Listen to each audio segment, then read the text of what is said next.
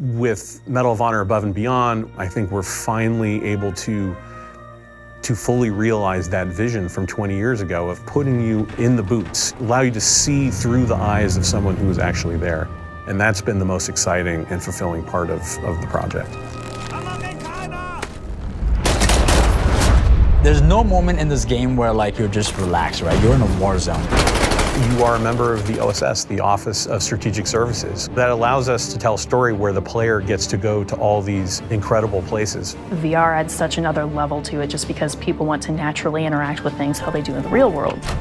Whether you're inside a Sherman tank or at an airfield or sneaking into a Nazi subbase, the level of immersion is unprecedented.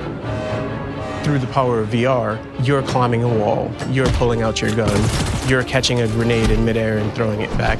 Those are all things that you end up doing yourself. It's exciting and it's terrifying and it's fun and it's cool kind of helping create these experiences for people. We are making a game about the reality of World War II. So for us, the authenticity was everything. When you put that headset on, you feel like you're back in World War II era Europe. It's a very surreal experience to be there without being there.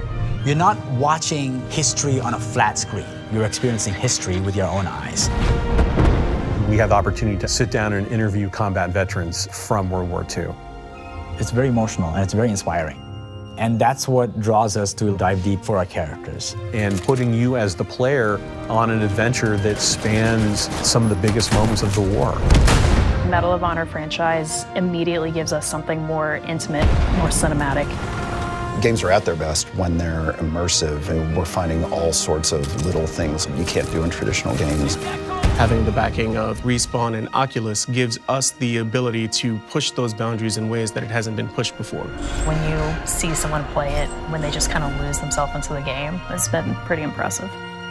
If the game we're making ignites people's imaginations and illuminates the world, then we've accomplished what we set out to do.